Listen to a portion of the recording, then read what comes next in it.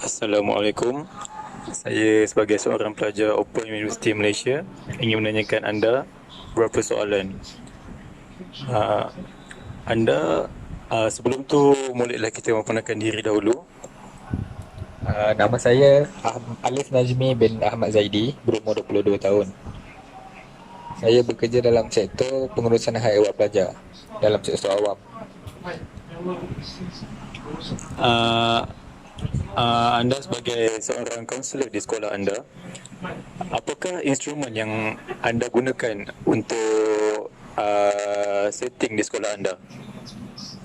Garis panduan ini adalah panduan bagi pegawai penilaian PP dan pegawai yang dinilai PYPD dalam penilaian keberhasilan pegawai perkhidmatan pendidikan iaitu PPP. Penilaian ini merupakan salah satu daripada komponen penilaian bersepadu pegawai perkhidmatan pendidikan iaitu PBPPP. Penilaian ini perlu dilaksanakan sebanyak 2 kali setahun. Instrumen keberhasilan ini akan digunakan kepada semua PPP berasaskan perkembangan modal insan dari aspek jasmani, emosi, rohani dan intelek seperti yang terkandung dalam falsafah pendidikan kebangsaan.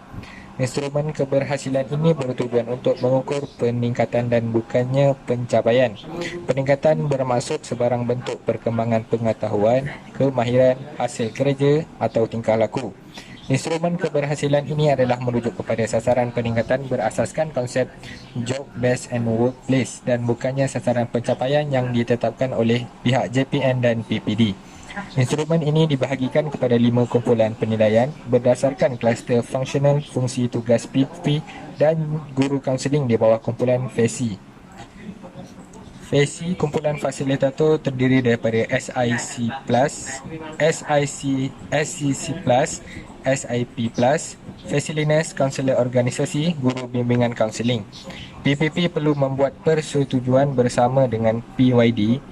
Persetujuan bersama adalah persetujuan bersama antara PP dan PYD berkaitan sasaran yang disarankan untuk dicapai oleh PYD. Keberhasilan sasaran merupakan keberhasilan bidang tugas utama iaitu sektor measure bagi guru. Persetujuan bersama ini perlu disemak semula pada pertengahan tahun dan penetapan skor akhir penilaian adalah pada tahun akhir. Bagus penerangan Encik tadi. Boleh Encik terangkan apa lebih detail tentang instrumen tersebut? Pegawai penilaian 1 dan pegawai penilaian 2 perlu membuat perbincangan dengan pegawai yang dinilai iaitu PYD bagi mana-mana perkara yang perlu menunjukkan peningkatan keberhasilan berdasarkan contoh semakan yang diberi seperti TOV iaitu Take of Value, ETR Estimated Target Result, AR Actual Result, GPMP Grade Purata Mata Pelajaran, BAND Band berdasarkan DSP iaitu Dokumen Standard Pentaksiran, BRM Buku Rekod Mengajar, GPS Grade Purata Sekolah, CGPA Cumulative Grade Point Average, SKT Sasaran Kerja Tahunan Kemahiran, Pingat Pencapaian, Penyertaan, Laporan, Sebarang Pembuktian berkaitan peningkatan. Catatan peningkatan keberhasilan perlu dicatat pada dokumen rujukan utama. Dokumen rujukan utama adalah seperti berikut. Fasi Buku Rekod Perkhidmatan iaitu GBK. Ukuran peningkatan adalah berdasarkan 4 atas pencapaian iaitu 4 cemerlang, 3 baik, 2 sederhana dan 1 lemah. Setiap aras peningkatan dibezakan berdasarkan penyataan kualiti bagi setiap aras penilaian seperti berikut. Skor 4, peningkatan melebihi 10%, terdapat peningkatan atau perubahan klien melibatkan sebahagian besar sasar. Skor 3, peningkatan antara 5 hingga 9.99%, terdapat peningkatan atau perubahan klien melibatkan sebahagian sasaran. Skor 2, peningkatan antara 1 hingga 4.99%, terdapat peningkatan atau perubahan klien melibatkan sebahagian kecil sasaran. Yang terakhir, skor 1 antara negatif sehingga 0.99%, tiada peningkatan atau perubahan klien.